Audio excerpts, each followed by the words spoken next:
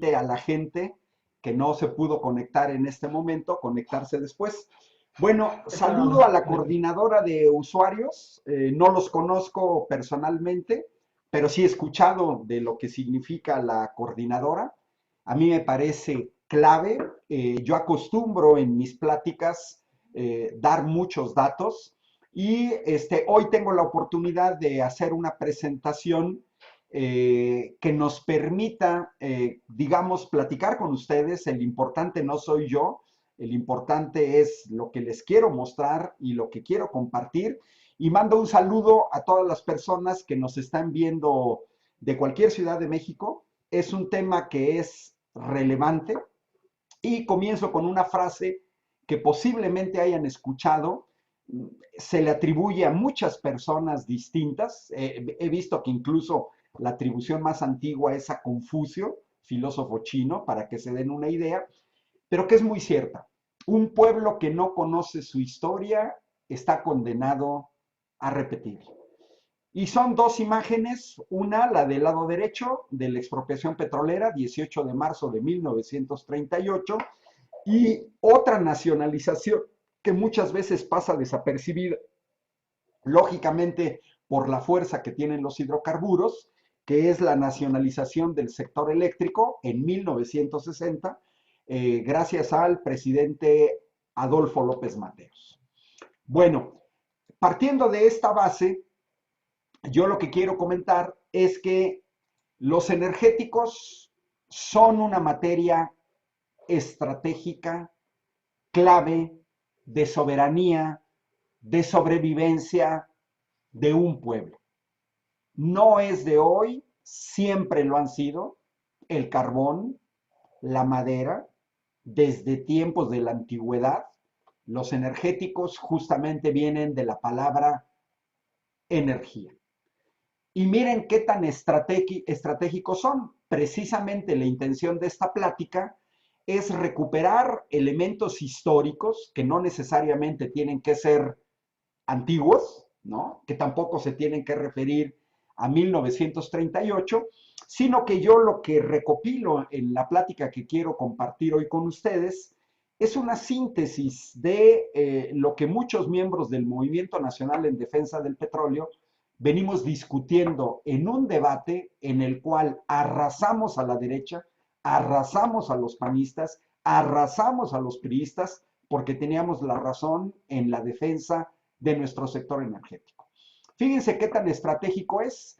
No sé cuántos de ustedes sepan, pero en 2005, China National Offshore Oil Corporation de China trata de comprar a la tercera petrolera norteamericana en ese momento, que era Unocal. Bueno, a pesar de que los chinos ofrecieron 2.500 millones de dólares más por Unocal, no se vendió. Porque la derecha norteamericana, Partido Republicano, pero también el Partido Demócrata, manifestaron preocupaciones de la compra de Unocal por parte de China porque podría afectar la seguridad nacional. Fíjense, los norteamericanos siempre han tenido muy claro que no pueden entregar el sector energético a extranjeros por cuestiones de seguridad nacional. Les doy otro ejemplo. En 2008, la empresa rusa Lukoil trata de comprar a la empresa española Repsol, conocida en México, y aquí al señor que tenemos aquí, en ese tiempo era el líder de la oposición, Partido Popular, posteriormente llegó al gobierno de España, Mariano Rajoy, que señalaba que no se podía entregar el petróleo, ni el gas, ni la energía en manos de los rusos, porque eso los convertiría en un país de quinta división. Entonces, es muy importante, yo quiero compartir con ustedes justamente un video de tanta información que yo he ido recopilando al paso del tiempo, pero en este video son las palabras textuales del señor Mariano Rajoy, Partido Popular, derecha española, que en Rajoy arriba, 2008 gobierno que impida la venta a Lukoil. decía esto: nuestra energía no se puede poner en manos de una empresa rusa, porque eso nos convertiría en un país de quinta división y, por tanto, no lo vamos a aceptar. Que lo tenga claro el señor Rodríguez Zapatero. Haré lo imposible para que eso no se haga. Nunca, no lo he hecho nunca en mi vida, he utilizado a Felipe González como argumento de autoridad. Pero le digo al señor Rodríguez Zapatero que en este caso le haga caso a Felipe González, que ha dicho que de ninguna manera se puede poner el petróleo, el gas y la energía española en manos de los rusos. Petróleo, gas, energía, no se pueden poner en manos de los rusos. Lo dijo y lo siguen diciendo la derecha española en 2008 y ya les mostré un caso de la derecha norteamericana en defensa de su sector energético. Algo que la derecha mexicana jamás ha hecho. Jamás. Más casos. En 2006, la compañía de electricidad alemana E.ON trató de adquirir a la compañía española Endesa, que sería el análogo de Comisión Federal de Electricidad. Y vean, el gobierno central, señalan los políticos españoles, tiene que hacer todo lo posible para que un sector tan estratégico como la energía y una empresa como Endesa se mantenga de nuestro ámbito. Es decir, que se mantenga española. Un sector tan estratégico. Estamos hablando del 23 de febrero de 2006 en España. Un nuevo intento de adquisición de Endesa lo hace Electricitat de France en 2008.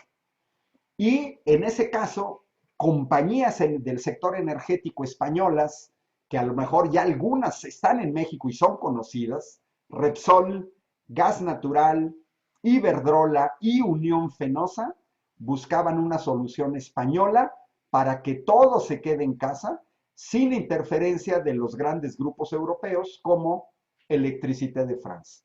Y hay que señalar que España y Francia son miembros de la Comunidad Europea. Pero ¿qué sucede en México? En México, en una abierta violación al anterior artículo 27 constitucional, que fue cambiado por el PAN, por el PRI en 2013 con la reforma energética de Peña Nieto, con la complicidad del PRD, de Movimiento Ciudadano, nuestro anterior artículo 27 constitucional señalaba que correspondía exclusivamente a la nación generar, conducir, transformar, distribuir y abastecer energía eléctrica que tenga por objeto la prestación de servicio público. En esta materia no se otorgarán concesiones a los particulares y la nación aprovechará los bienes y recursos naturales que se requieran para dichos fines. No se otorgarán concesiones a particulares.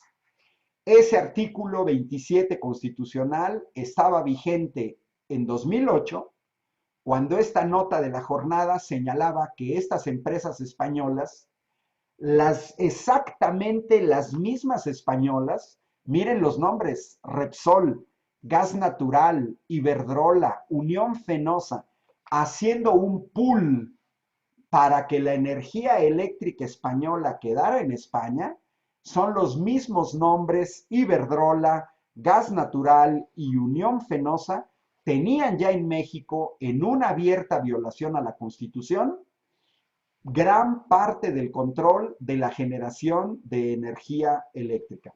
Esta gráfica, que son datos de la Comisión Reguladora de Energía de 2008, nos muestra cómo en 2008 ya los privados estaban generando 110 gigavatios por hora. Casi lo mismo que estaba generando Comisión Federal de Electricidad. Panistas y priistas, en vez de hacer respetar la Constitución, en 2013 la modifican y quitan esta limitación de que no se otorgarán concesiones y contratos, tanto en el sector petrolero como en el sector energético. un sector estratégico y de seguridad nacional. Uh-huh. Pero además, todos estos funcionarios violaron el artículo 128 constitucional, ya que cuando toman protesta, juran tener que guardar la Constitución y las leyes que de ella emanen. Abierta violación a la Constitución, y panistas y priistas, en vez de respetar la Constitución, modificaron la Constitución. Panistas y priistas, los panistas tuvieron el precio del barril de petróleo a más de $100 el barril de petróleo. Los panistas recibieron en los sexenios de Vicente Fox y de Felipe Calderón casi 900,000 millones de pesos de excedentes petroleros. El gobierno panista de Fox y de Felipe Calderón recibieron de ingresos petroleros 7,5 billones de pesos de ingresos petroleros en 2 sexenios. A Peña Nieto ya le tocó después, con su misma reforma energética, tener menos recursos. Estos irresponsables que estuvieron administrando Pemex, los panistas durante 12 años, los priistas con Ernesto Zedillo y con Enrique Peña Nieto, nunca construyeron, por ejemplo, una reserva estratégica de hidrocarburos. Esta fotografía que ven aquí es parte de la reserva estratégica de los Estados Unidos, que son una enorme cantidad de depósitos donde tienen almacenado petróleo para poderlo utilizar en caso de escasez a nivel mundial. Y los norteamericanos comienzan a construir su reserva estratégica a partir de la guerra árabe-israelí de 1973 y el cierre de la llave del petróleo por los países árabes en represalia a Europa y a Estados Unidos por haber apoyado al gobierno de Israel. Y en esta gráfica, que viene de la Agencia de Información Energética de los Estados Unidos, muestra a octubre de 2011 la cantidad de reservas estratégicas con las que cuentan los Estados Unidos en millones de barriles. Miren, los Estados Unidos, el país con más reservas estratégicas en el mundo, contaba en 2011 con 1,700 millones de barriles de petróleo. Países no petroleros como Japón y Alemania están en segundo lugar. Japón casi 600 millones de barriles, Alemania casi 300 millones de barriles. Canadá, que sí es un país petrolero, Corea del Sur, Francia, España, Italia, y aquí no está México. Tal parece que estos gobiernos corruptos nunca entendieron el concepto de ser estratégico. Hoy pagamos el precio, hoy que el precio del barril de petróleo mexicano llegó a estar incluso en precios negativos, a $1, ¿no? Cuando el precio de producción puede andar sobre los $25 por barril. Tan solo esta nota de la jornada del 19 de abril, teníamos 56 buques petroleros en los puertos de México por no poder descargar combustibles, porque panistas y priistas en todo el periodo que administraron Pemex nunca construyeron una reserva estratégica. Es decir, ni siquiera se sabe dónde se puede almacenar tal cantidad de petróleo. Esto le estaba costando a Pemex $20,000 por barco petrolero, porque lógicamente los barcos petroleros querían descargar el petróleo, pero no hay en dónde almacenarlo. Y por la pandemia de coronavirus disminuyó la movilidad, todos lo hemos visto, no solamente de los automóviles privados, sino también del transporte público, de los aviones que utilizan hidrocina. Todos necesitamos energía. Esto se está transmitiendo por internet. Estamos utilizando energía eléctrica. Esa energía eléctrica se tiene que producir. Queremos movernos de un lugar a otro. Queremos viajar de un país a otro. Queremos recibir 10 aviones con material médico de China que contiene caretas, tapabocas, mascarillas, ventiladores. Queremos comprar ventiladores en la República Eslovaca. Queremos comprar ventiladores en Estados Unidos o en Irlanda. Tienen que viajar aviones Jumbo. Queremos y necesitamos insumos producidos en el extranjero. Necesitamos usar grandes barcos que transportan esas mercancías. Queremos exportar aguacate a los Estados Unidos. Queremos exportar jitomate. Queremos exportar fresa. Necesitamos mover mercancía, necesitamos mover las personas. En Ciudad de México queremos que el metro de la Ciudad de México funcione. Ciudades como Querétaro han crecido a tal grado que ahora ya la zona metropolitana de la ciudad de Querétaro pues abarca 3 municipios. Hoy en día las escuelas de los niños, de los jóvenes, los centros de trabajo quedan lejos. Necesitamos energía. Y en 2015, que es a la vuelta de la esquina, con datos de la Agencia de Información Energética de los Estados Unidos, pues nos muestran que todavía una tercera parte de la energía con la que funciona nuestro mundo proviene del petróleo, ¿eh? Crudo no es sinónimo de Felipe Calderón, no. Crudo se habla como sinónimo del petróleo. Casi un 30% viene del carbón y sus derivados, que también se usa para la generación de energía eléctrica. Un 20% viene de gas natural, que si se fijan y recordando las palabras de Mariano Rajoy, él hablaba de petróleo, energía eléctrica y gas natural, ¿sí? Es cierto que hay un 5% que viene de energía nuclear. Hoy, 14 de mayo, estaba viendo que hoy Alemania destruye una planta nuclear y no ha avanzado eso ahí. ¿Y qué más quisiéramos que avanzaran las energías renovables? Pero todavía van a faltar decenas de años para que las energías renovables formen parte de manera consistente de la producción de energía. Ahora, ¿para qué queremos la energía?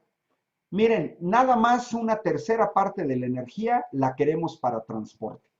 En la pasada elección presidencial, un señor que se llamaba Ricky Riquín Canallín anduvo vendiendo a todo mundo la idea con una presentación de PowerPoint robada, pirateada, porque hasta ni eso son capaces de hacer sus propias presentaciones, en donde anduvo a todo mundo vendiendo que no había que construir una refinería como la de Dos Bocas, porque los autos eléctricos. Soberana estupidez. Esta gráfica, una vez más, de la Agencia de Información Energética de los Estados Unidos, nos muestra que el transporte es un uso marginal. Una tercera parte de la energía la usamos para transporte. Y de esa tercera parte, solamente algunas son para automóviles. Tenemos otro tipo de transportes en los cuales todavía no hay transportes eléctricos de gran calado que puedan sustituir a los grandes barcos que transportan contenedores en el mar, que puedan sustituir a los grandes aviones Jumbo, que puedan sustituir a los aviones de pasajeros, que es más, ni siquiera que puedan sustituir a los trailers de 30 toneladas que circulan en las carreteras de todo el mundo. Es solamente una parte el transporte. Bueno, una tercera parte la necesitamos para la industria. Todos necesitamos objetos.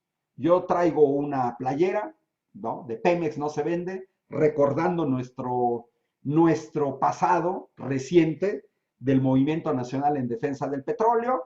Y aquí atrás tengo mis libros, y tengo un celular, y tengo un estuche de mis lentes, y aquí tengo un mouse, y aquí tengo una bocina. Todos necesitamos productos de la industria. Vean hoy cómo los Estados Unidos han estado presionando al gobierno de México para que se reactive parte de la industria automotriz porque tienen detenidas sus cadenas de producción, al igual que ya había sucedido en el caso de Corea y con China. Entonces, una tercera parte de la energía la consume la industria. Y no es nada despreciable que un 22% del consumo de energía es residencial. El uso de lavadoras, el uso de refrigeradores, el uso de internet, el uso de módem, el uso de aparatos de reproducción de música. la luz, eso nos lleva un 22%. Es estratégico. Y cuando hablamos de petróleo, no debemos caer en esta narrativa de la derecha absurda y narrativa patito que reducen los energéticos al petróleo. Y del petróleo reducen el petróleo a la gasolina. Y entonces reducen toda la discusión sobre un gran sector energético a los automóviles eléctricos. Somos un país petrolero y tenemos que asumir que tenemos una riqueza. Del petróleo vienen una serie de productos que no tienen que ver con el transporte. Los fertilizantes, los oxigenantes, los refrigerantes, las resinas, los emulsificantes, envases, fibra acrílica, calzado, hules sintéticos, solventes, poliéster, explosivos, bolsas, empaque, poliéster, anticongelantes, tuberías, pinturas, solventes. Hay una gran cantidad de productos que vienen del petróleo. Aunque México no exportara ni una sola gota de petróleo, nosotros podemos producir productos de la industria petroquímica. Este país llegó a ser la sexta potencia mundial petroquímica, pero gracias al PAN y al PRI perdimos ese lugar.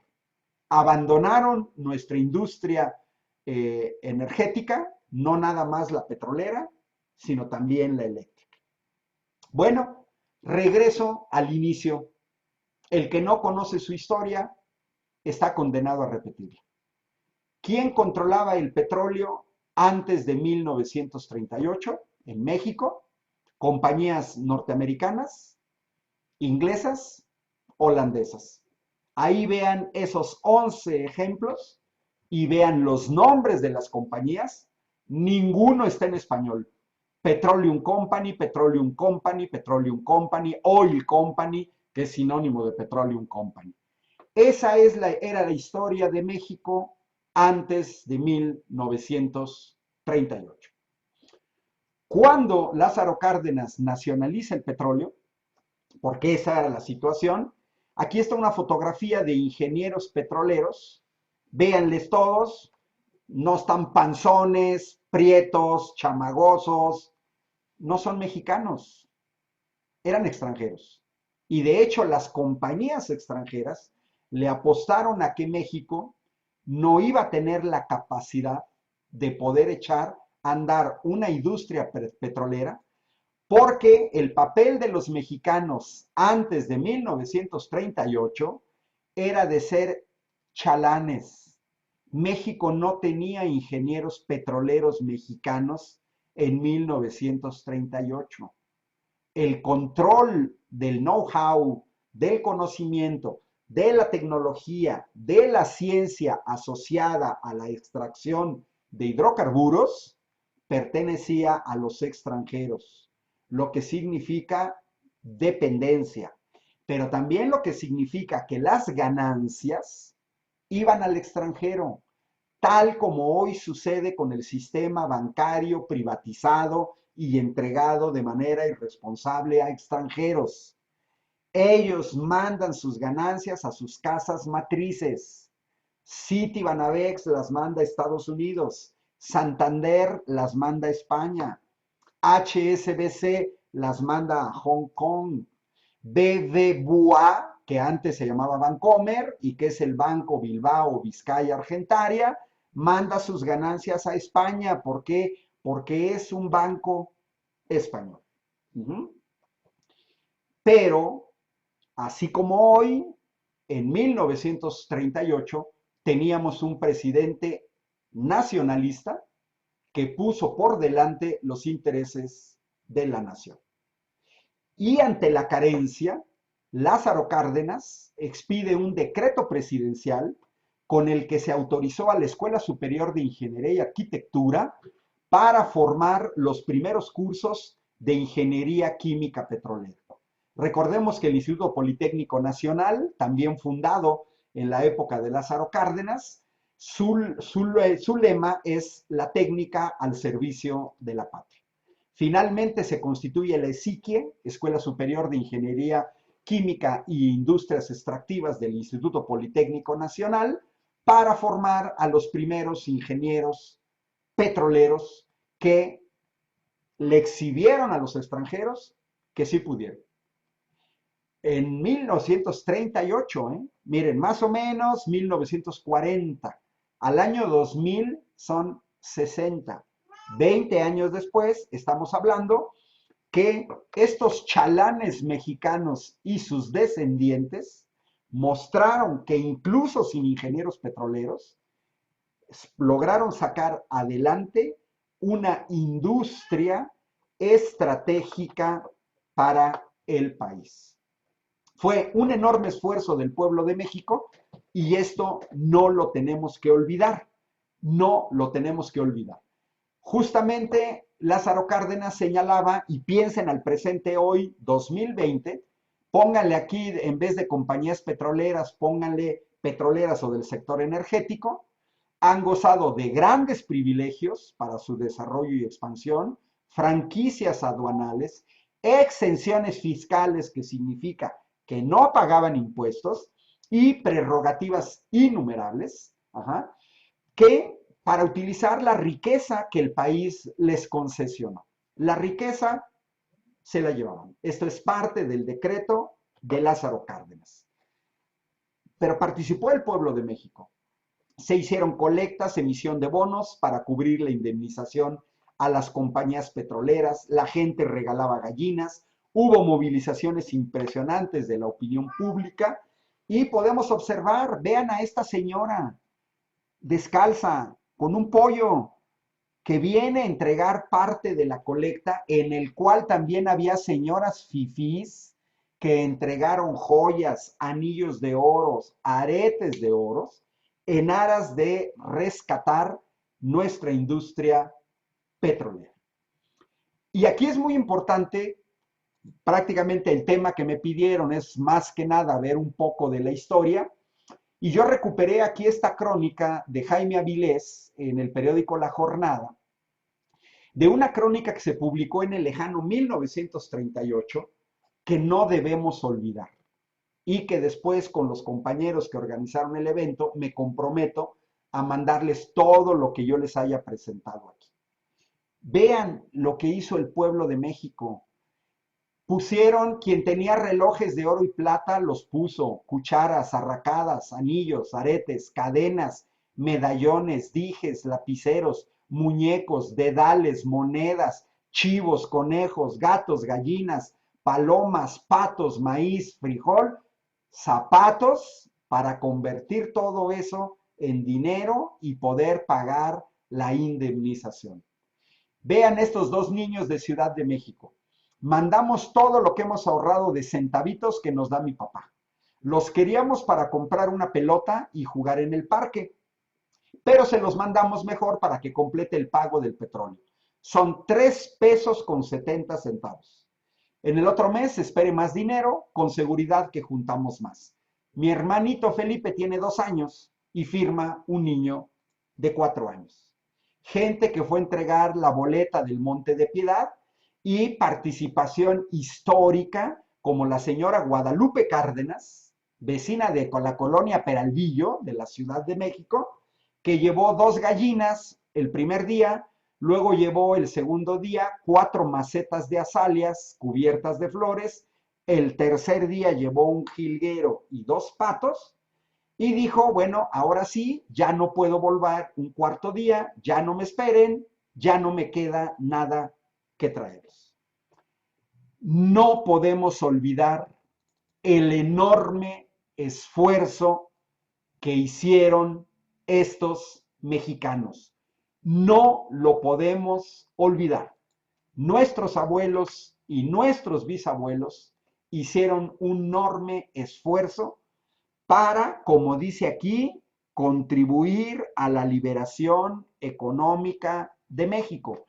1938, mexicano, ayude a su patria, mexicano, haz honor a tu patria, ¿sí? Algo que las generaciones de panistas y priistas, juniors, hijos de políticos anteriores olvidaron totalmente en términos de liberar económicamente a nuestro país y se convirtieron en traidores a la patria. En 1960, el presidente Adolfo López Mateos nacionaliza la industria eléctrica y publica una carta a los mexicanos, del cual solo me interesa recuperar esta parte. Solo un traidor entrega a su país a los extranjeros. Adolfo López Mateos, que era priista, que reprimió al movimiento médico de esos años y que también reprimió a otros movimientos de trabajadores. Pero sin embargo, al igual que Lázaro Cárdenas, con una visión de estadista a largo plazo, nacionaliza la energía eléctrica, se constituye poco después lo que hoy es Comisión Federal de Electricidad y lo que era la Compañía de Luz y Fuerza del Centro. La narrativa de panistas y priistas siempre han sido muy mentirosillos, ¿no? Dan un poquito de asquito por las mentiras que cuentan y que además no se atreven a rebatirlas, pues porque no manejan información. Esta información viene de PFS Energy Oil and Gas Journal y de British Petroleum Statistical Review y nos muestra a nivel mundial lo que sucedía en 1970 y antes de 1960 eran las famosas Seven Sisters, 7 hermanas, eran estas grandes compañías privadas, principalmente anglosajonas, que controlaban las reservas de petróleo y gas a nivel mundial. Y no era poco, controlaban el 85%. Solo se les escapó el 14% de lo que en aquellos tiempos era la Unión Soviética, por la potencia militar que tenían los rusos, bueno, la Unión Soviética, porque no nada más era Rusia. Para 2009, esta situación ya había cambiado, 40 años después, justo cuando panistas y priistas empiezan a tratar de entregar nuestros recursos energéticos a los extranjeros. Para 2010, estas grandes compañías privadas extranjeras habían reducido su participación del 85% al 8%. Fíjense nada más, una disminución. Y quien creció fue ni más ni menos que las compañías estatales que empezaron a controlar ya para 2009, ya controlaban un 65%. Se revirtió el proceso. Evo Morales renacionalizó los hidrocarburos en Bolivia, por eso se la cobraron con el golpe de Estado reciente, para quitarlo y pagarle el precio. Hoy en día, la usurpadora Yanine Áñez está tratando de volver a entregar los recursos energéticos a los extranjeros. En abril de 2012, Argentina votó la expropiación de Repsol y YPF, que son yacimientos petrolíferos fiscales, y que después el gobierno de Macri intenta revertir. Eso es la situación. Bueno, ¿qué tenemos que pensar los mexicanos? Pues que tenemos que pensar cuál es el futuro, cuáles son los obstáculos que tenemos. Uno, ¿qué más quisiera haber visto un decreto de Andrés Manuel López Obrador echando para atrás toda la reforma energética de Enrique Peña Nieto? Pero una cosa es lo deseable, otra cosa es lo posible. Lo que sí no podemos perder de vista es que las compañías anglosajonas comenzaron a pensar en la privatización nuevamente al día siguiente que Lázaro Cárdenas nacionaliza el petróleo. Solo que estaban distraídos con la Segunda Guerra Mundial. Ajá. Pero lo que quiero que vean es este extracto, mini extracto, de una revista de geoestrategia, publicado este artículo en 1979. México, lo que está marcado aquí en amarillo, contiene vastas reservas de petróleo que podrían servir para financiar una rápida industrialización. Nosotros, gringos, seamos liberales o conservadores, Partido Demócrata o Partido Republicano, Barack Obama y Hillary Clinton o Donald Trump, tenemos que estar de acuerdo en algo básico. ¿Cómo aseguramos el control norteamericano del petróleo mexicano y prevenimos que México no se desarrolle, que no avance en su sector industrial, que no se nos convierta en un Japón al sur de la frontera? Fíjense lo que dicen los gringos. ¿Cómo aseguramos el control norteamericano del petróleo mexicano? Si estas palabras las hubiera dicho un vendedor de hot dogs en Oklahoma, yo no hubiera conservado la nota. Pero no la dijo un vendedor de hot dogs en Oklahoma. La dijo ni más ni menos que Zbigniew Brzezinski, que en ese tiempo era el jefe del Consejo Nacional de Seguridad. Y si Brzezinski, borracho, se las hubiera dicho a vendedores de hot dogs de Oklahoma, tampoco les estaría comentando esto.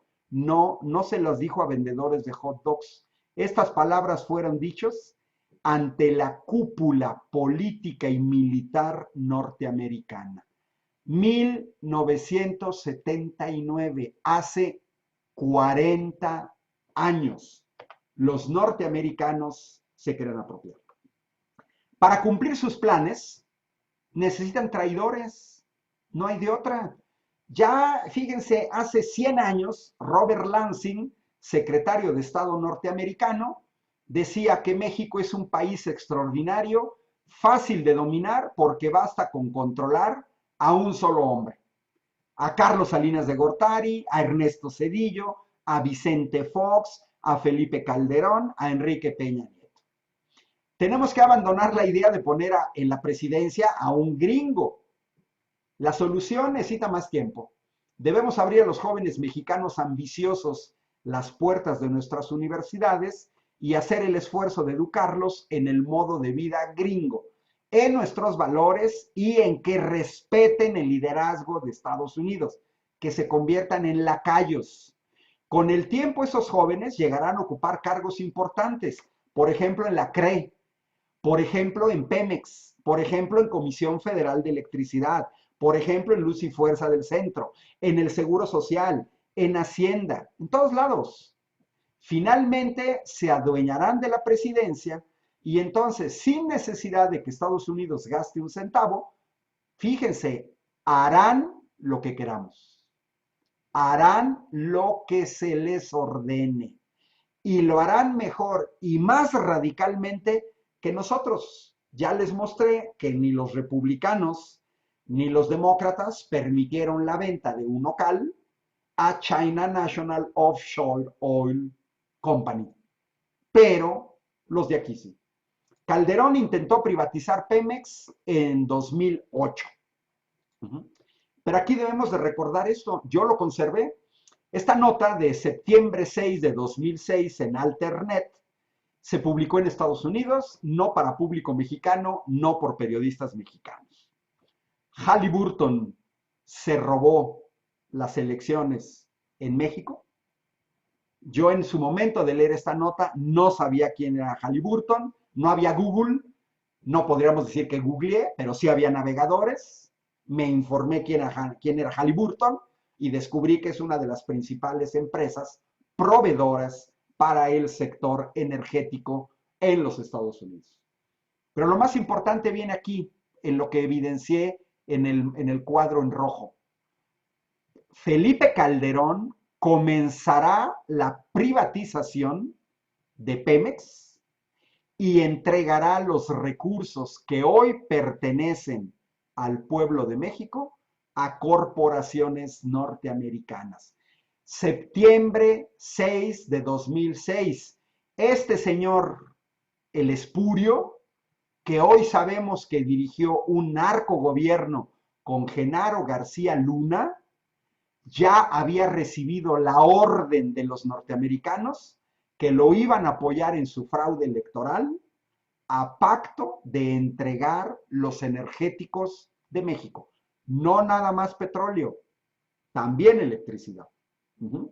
Y el traidor de Felipe Calderón, lo hizo. El 11 de octubre de 2009 emite el decreto de extinción de Luz y Fuerza del Centro y con el uso de la Policía Federal y de militares disfrazados de policía, toma las instalaciones de Luz y Fuerza del Centro, que estaban en la Ciudad de México, y después obligaron a los trabajadores electricistas a trabajar. Yo conservé esta fotografía dramática, Policía Federal, que les recuerdo quién la dirigía, el narco Genaro García Luna. Las fechas son importantes. 2009, el narco Genaro García Luna dirigía la Policía Federal. Y vean este escudo de este Policía Federal con una suástica nazi. Esta fue la manera en que los narcos García Luna y Felipe Calderón atacaron a los trabajadores del sector energético que se oponían a la extinción de Luz y Fuerza del Centro. Más traidores. 18 de octubre, Financial Times de 2011. Enrique Peña Nieto con su ex, La Gaviota, ya había dicho que en 2012 iban a intentar privatizar otra vez los energéticos con una narrativa patito, que porque los mexicanos éramos rehenes de la ideología y que por eso nuestro sector energético no era dinámico. Orgullosamente yo participé en el movimiento en defensa del petróleo porque, como ven en esta imagen que usamos, decía, ahora te toca a ti. Y fundamos el Movimiento Nacional en Defensa del Petróleo.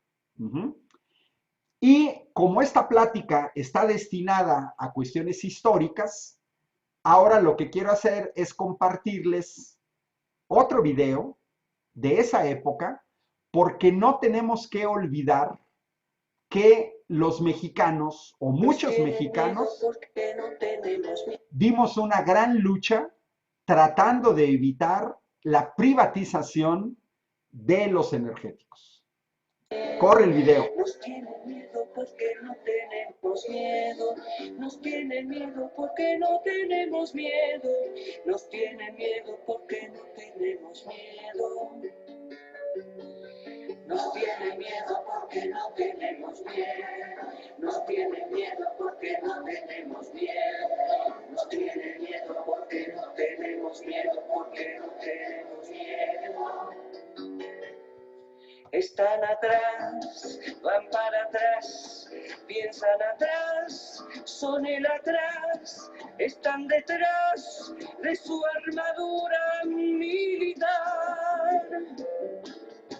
Nos ven reír, nos ven luchar, nos ven amar, nos ven jugar, nos ven detrás de su armadura militar. Nos tienen miedo porque no tenemos miedo. Nos tienen miedo porque no tenemos miedo. Nos tienen miedo porque no tenemos miedo. Nos tienen miedo porque no tenemos miedo. Nos tienen miedo porque no tenemos miedo. Nos tienen miedo porque no tenemos miedo. Nos tienen miedo porque no tenemos miedo. Porque no tenemos miedo. Están atrás, van para atrás, piensan atrás, son el atrás, están detrás de su armadura militar. Nos ven reír, nos ven luchar, nos ven amar, nos ven jugar, nos ven detrás de su armadura militar. Nos tienen miedo porque no tenemos miedo. Nos tienen miedo porque no tenemos miedo. Nos tienen miedo porque no tenemos miedo. Nos tienen miedo porque no tenemos miedo. Nos tienen miedo porque no tenemos miedo. Nos tienen miedo porque no tenemos miedo.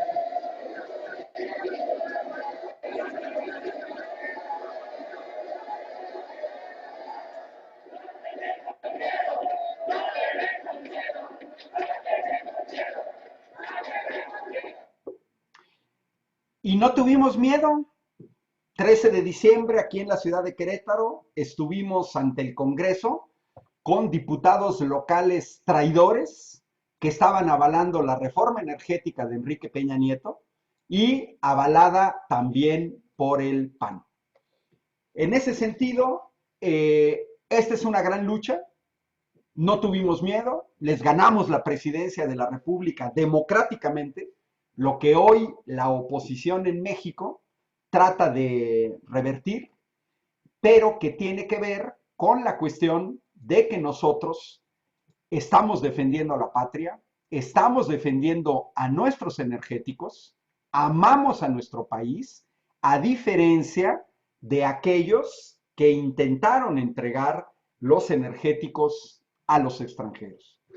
Miren, simplemente tendríamos que ver, ahora un poquito les comento la parte del sector eléctrico, porque ya el sector energético, en el caso del petróleo, lo vimos, pero la gran irresponsabilidad de los gobiernos panistas y de los gobiernos priistas, se da a este nivel. Hubo un gran negocio en el cual, por ejemplo, Repsol, esta compañía española, le vendía gas a Comisión Federal de Electricidad. Un país que no tiene gas, que es España, le iba a vender gas a un país que sí tiene gas, que es México. Como los españoles no tienen gas, fueron a Perú a comprar 6,000 millones de dólares, que le revendieron a México en 21,000 millones de dólares, porque si tanto gas necesitaba la Comisión Federal de Electricidad en Manzanillo, podría haberlo comprado México. No, le dieron el negocio a los españoles. Y fue en el gobierno del espurio y del narcogobierno de Felipe Calderón, que hoy lo podemos decir con todas sus letras, el narcogobierno de Felipe Calderón, en el cual perdimos 15,000 millones de dólares que nos habrían podido servir para becar a casi 1 millón de estudiantes con 5,000 pesos mensuales durante 4 años y con los cuales habríamos podido formar a los médicos que hoy necesitamos. Hoy la pandemia del coronavirus ha demostrado que México tiene un déficit de 200,000 médicos. Estamos enfrentando una pandemia en desventaja. Tenemos un déficit de 200,000 médicos.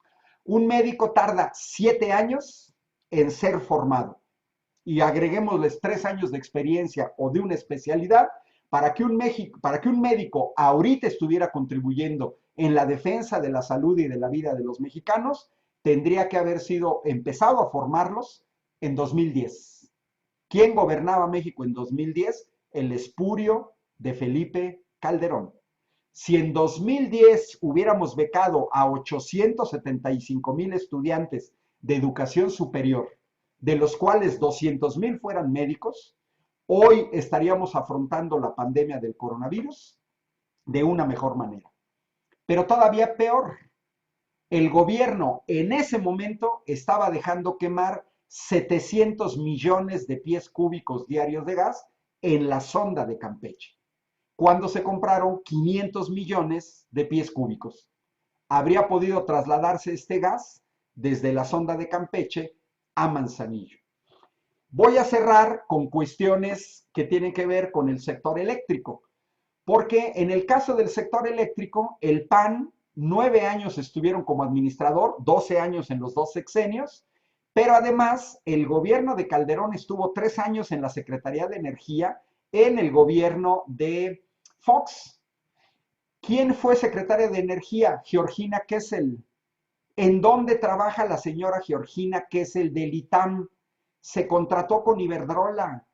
Así como Ernesto Zedillo privatizó el Ferrocarril del Pacífico y luego se fue a contratar con la compañía norteamericana Union Pacific. Y Felipe Calderón fue titular de la Secretaría de Energía durante 2 años.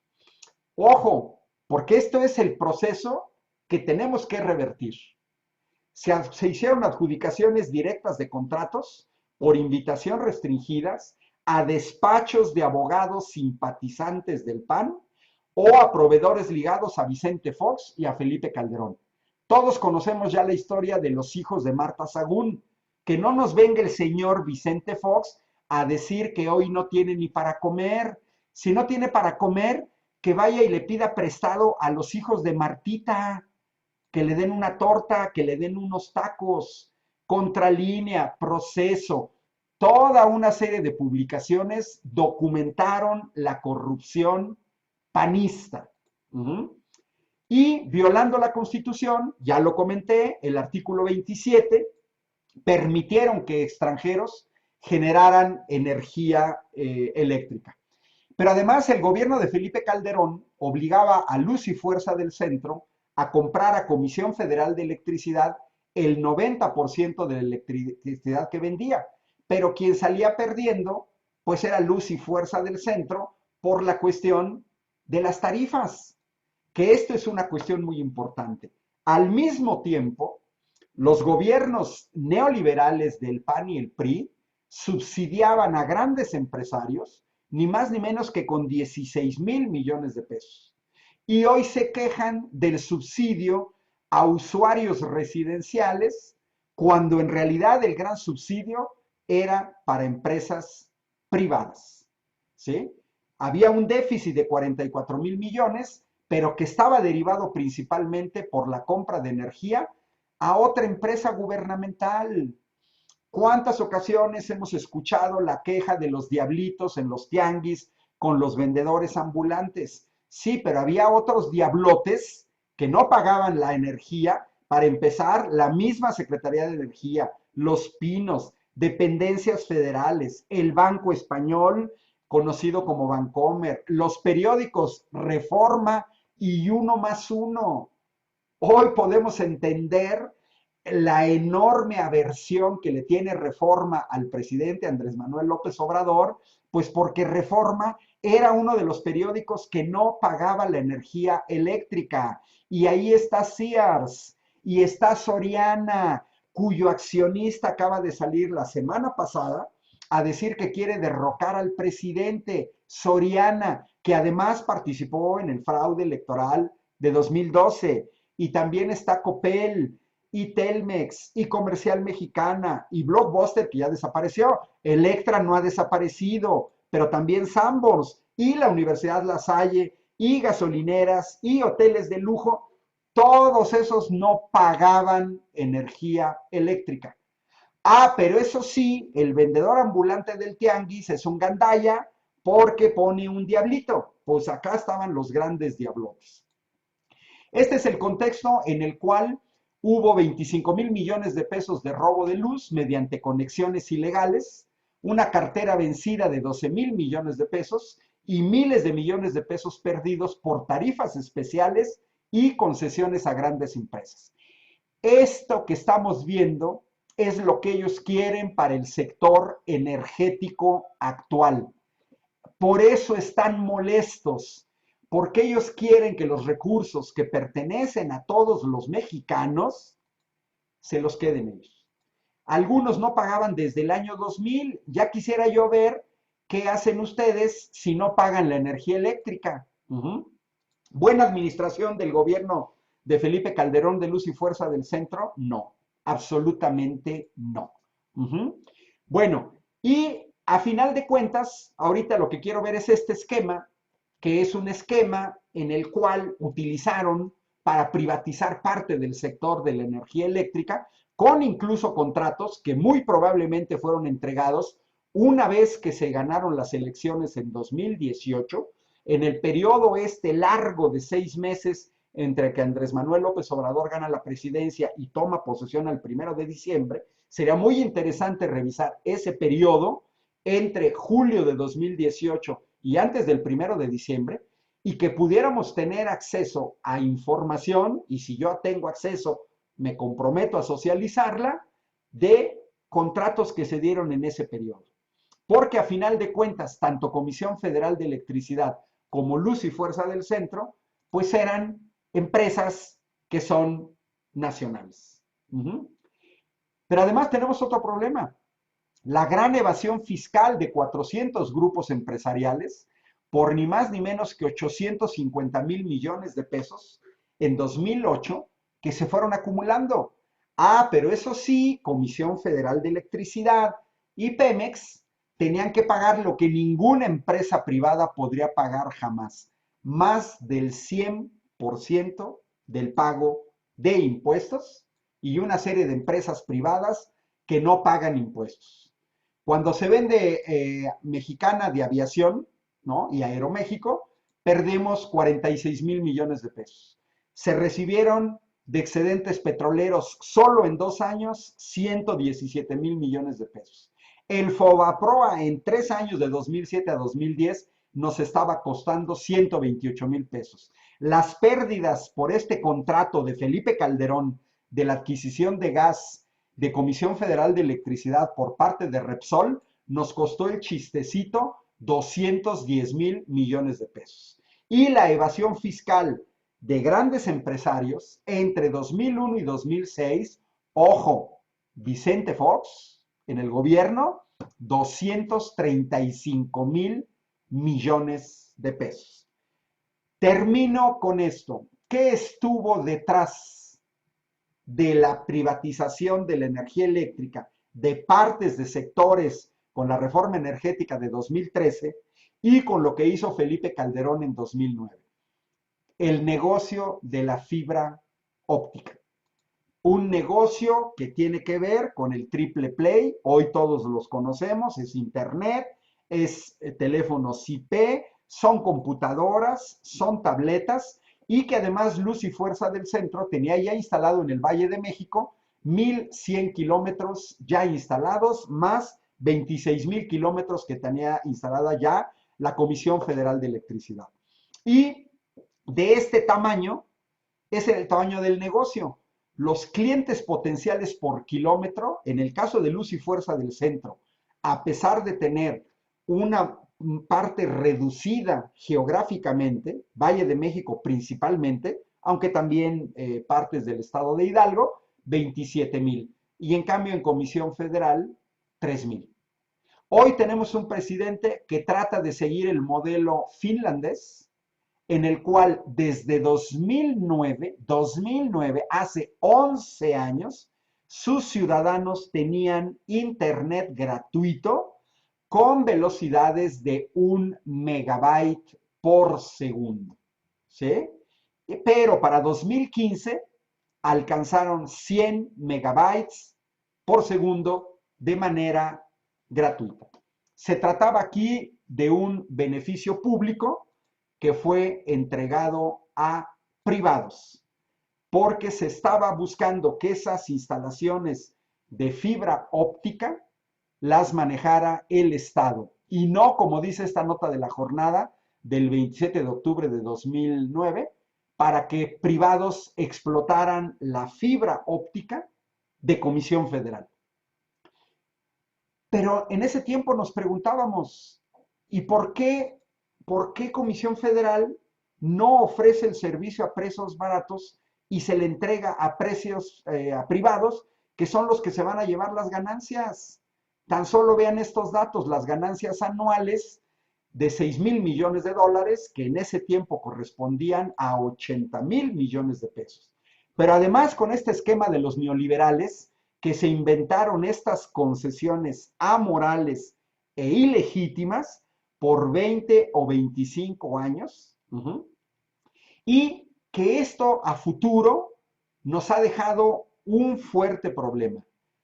¿Cómo se puede revertir lo que alcanzaron a privatizar los neoliberales, tanto en el sector energético como en el sector privado?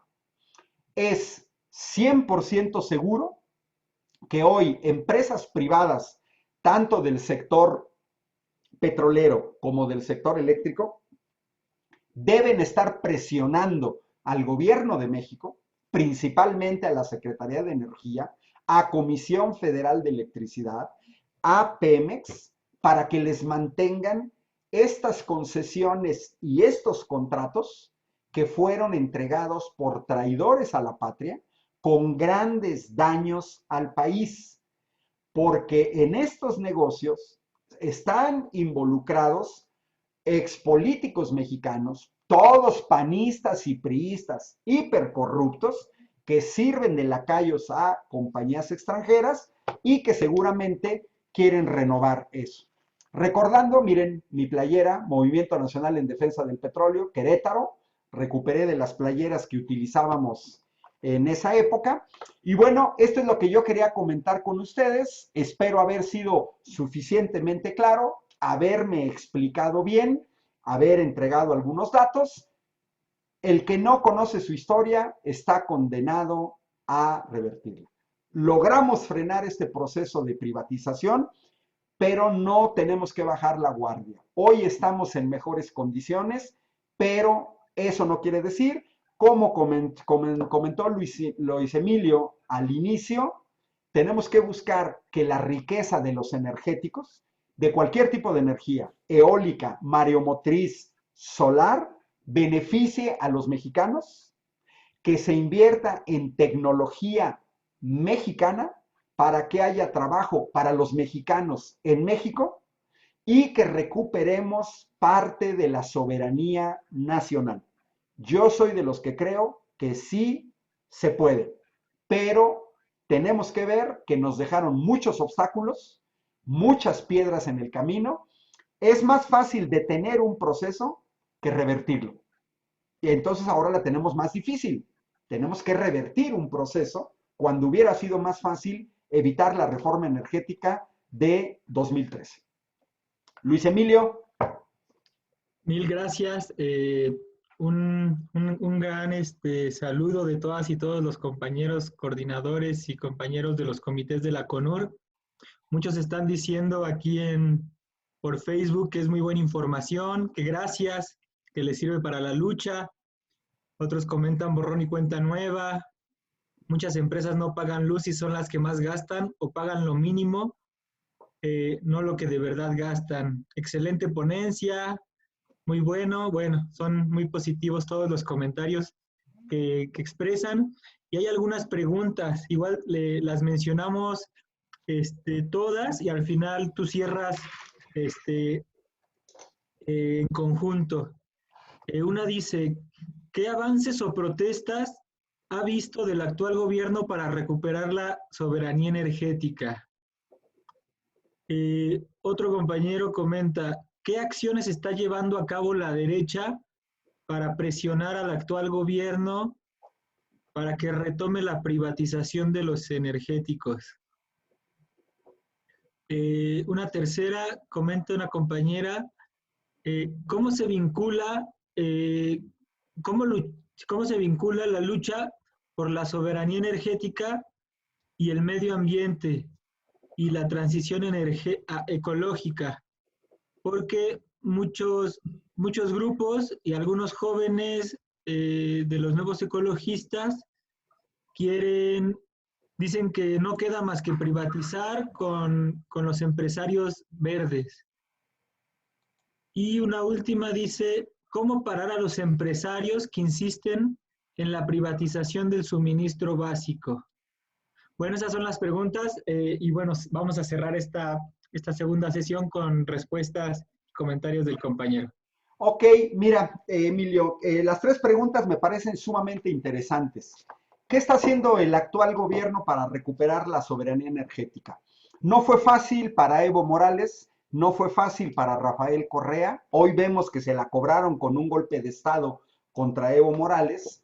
No fue fácil para los Kirchner recuperar sus energéticos. Sin embargo, no es imposible.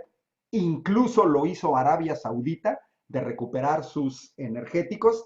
Así es que estamos avanzando en esa recuperación. ¿Qué está haciendo el actual gobierno?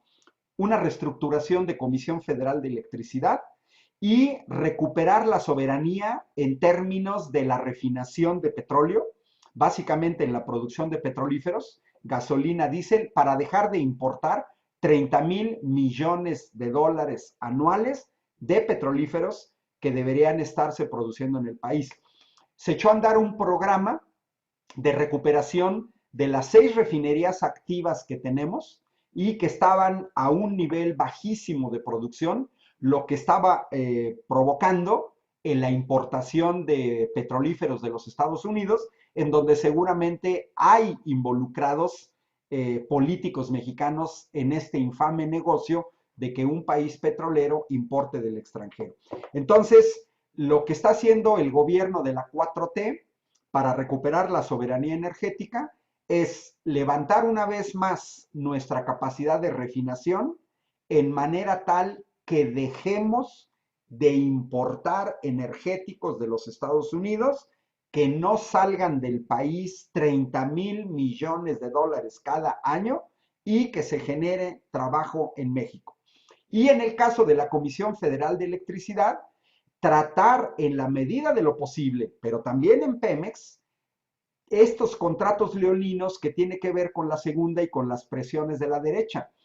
Es seguro, repito, es seguro que entre julio de 2018 y el 1 de diciembre, estos tipos deben haber aprobado una serie de contratos leoninos, como estos contratos a 20 años, en condiciones totalmente desventajosas para el país. ¿De por dónde vienen las presiones? Miren, basta ver la cantidad de recursos jurídicos que se interpusieron en contra del gobierno de Andrés Manuel López Obrador por haber detenido la construcción de ese barril sin fondo que iba a ser el aeropuerto de Texcoco.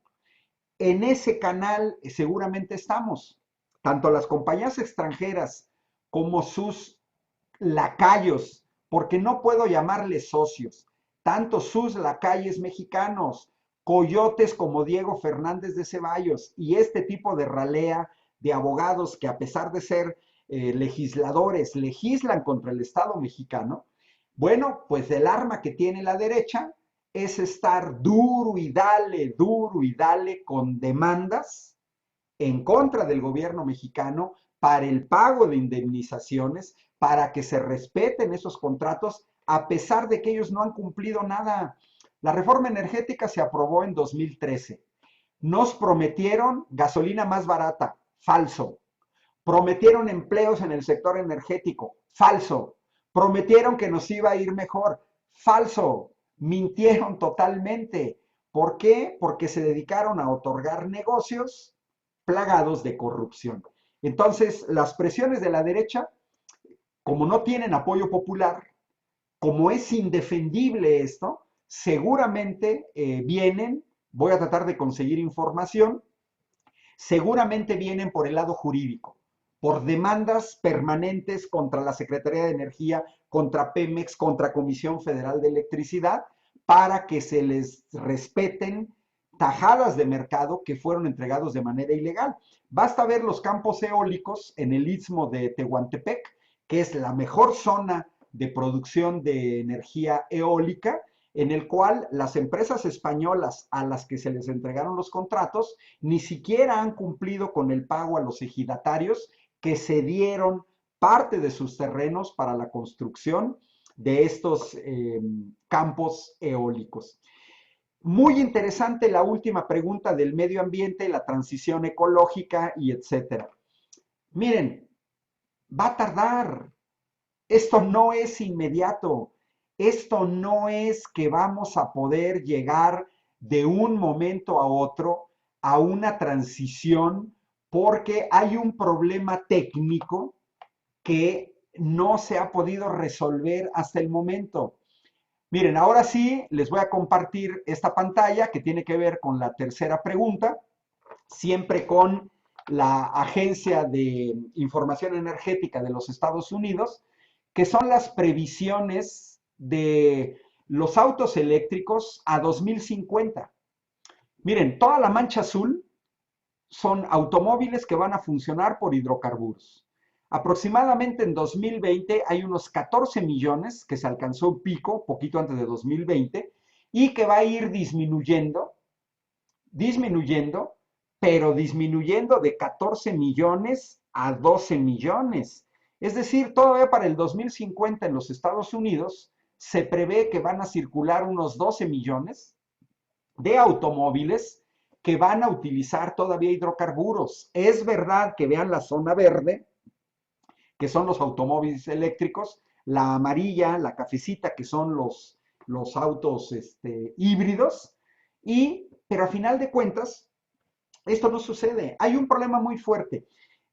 Yo les he dicho a jóvenes talibanes del medio ambiente y que defienden el medio ambiente, la energía, no quieren que se construya una refinería, pero sí usan su celular, quieren usar su celular, quieren una batería de litio para su celular, quieren utilizar el internet, quieren viajar de vacaciones en avión, quieren en un tren, quieren subirse en un automóvil, quieren ir en camión a la escuela. Y yo les he dicho, bueno, los invito, si son verdaderamente ecologistas, los invito a que se inscriban a una carrera de ingeniería eléctrica y que resuelvan un problema que ni la ciencia ni la tecnología actual ha podido resolver en ninguna parte del mundo.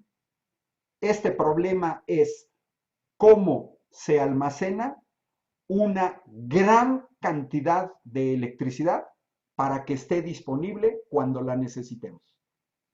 Todos sabemos que la energía eléctrica se produce y prácticamente se consume. Les mostré la reserva estratégica de hidrocarburos de los Estados Unidos. El petróleo lo podemos almacenar en grandes depósitos, también la gasolina, también el diésel. Los norteamericanos incluso tienen cuevas donde tienen su petróleo, pero la energía eléctrica no. Entonces yo creo que alguien verdaderamente ecologista, yo le pediría que se meta a ingeniería y que se dé cuenta que esto no se resuelve de la noche a la mañana, ni por un dedo divino que nos viene a resolver los problemas así como así. Nadie en el mundo ha resuelto este problema que es técnico, que es científico. Un verdadero ecologista tendría que estar inscrito en facultades de ingeniería y darse cuenta que no es fácil. Yo no estoy en contra de la energía eléctrica, no estoy en contra del medio ambiente, no estoy en contra de la transición ecológica. Yo creo que todavía el actual gobierno de México debería de aprovechar este recurso no renovable para financiar la transición ecológica necesaria, pero que sean mexicanos, que seamos mexicanos los que estemos produciendo energía eléctrica a partir de la energía mareomotriz, a partir de la energía eólica, a partir de la energía solar. ¿Tenemos que ir a la transición ecológica? Sí. Hoy descubrimos que una parte que puede ser muy importante es el litio, que puede ayudar al desarrollo de baterías eléctricas de larga duración, pero pues que se tiene que invertir dinero, tiempo, esfuerzo y tiene que haber miles de ingenieros trabajando en este tipo de problemas. No es fácil de un momento a otro. Yo creo que sí, que la pandemia de coronavirus va a tener una parte positiva. Se va a tener que frenar lo que Emilio decías al inicio, este neoliberalismo salvaje, irracional, que se llevó entre las patas no solamente el ambiente, sino derechos sociales, derechos humanos básicos, lo tenemos que recuperar. ¿Cómo lo vamos a recuperar? Con un consumo más responsable, un consumismo menos rápido que el que estábamos acostumbrados, un uso mayor de movernos a pie, movernos en bicicleta, incluso en motocicleta, pero la transición ecológica va, pero tiene que ser seria. Tenemos que ver que somos un país petrolero, que tenemos una riqueza que tenemos que aprovechar y que además no somos ni por dónde los que más contaminemos en el mundo. Yo creo, con esto cierro, que parte de estos movimientos ecologistas son manipulados desde el exterior y manipulados precisamente por empresas del sector energético que no quieren que nuestro país, como les mostré en el documento de 1979, tenga una soberanía energética. Pues mil gracias, Ángel. Nuevamente agradecemos para ir cerrando ya esta sesión, esta tercera sesión de la CONUR. Agradecemos la esforzada exposición que nos mostraste con diapositivas, con videos. Eso es muy ilustrativo para la exposición y para mostrar pues justamente lo que queríamos dar a conocer, que es la historia de lucha, la historia de recuperación y de la lucha del pueblo por la soberanía energética. pues ese agradecimiento de parte de todas y todos. Y bueno, vamos a cerrar esta sesión recalcando que en nuestra lucha como CONUR no bajaremos la guardia para recuperar el sector energético, para bajar los precios de la luz. Vamos a seguir luchando por el borrón y cuenta nueva, por la renacionalización de la industria energética, en particular de la industria eléctrica, y luchando por hacer realidad para que la demanda de que el derecho a la energía eléctrica se convierta en un derecho humano. También recalcar entre los compañeros y compañeros de la CONUR que nos oyen, pues este compromiso que tenemos para detener a la derecha, que trata de ponerse a la ofensiva y tratar de recuperar aquello que ha estado siendo, por lo cual fue desplazado. Y también combatir a los empresarios que quieren seguir privatizando el sector eléctrico. En particular, en los barrios, en las colonias, señalamos que las empresas contratistas y parasitarias las vamos a seguir deteniendo. No vamos a permitir que violenten, que agredan a nuestras familias, y vamos a estar con la guardia en alto, como siempre lo hemos hecho, defendiendo a la industria energética, luchando por la soberanía energética. Y bueno, con una audiencia de cerca de 600 personas, vamos a cerrar esta tercera sesión. Seguramente se va a seguir reproduciendo el video por los interesantes datos que aquí se ofrecen, y que nosotros vamos a seguir promoviendo para continuar con estos debates de los jueves con ponentes de alta calidad como el que hemos invitado hoy. Volvemos a agradecer al compañero Ángel su presencia aquí, es muy valiosa realmente.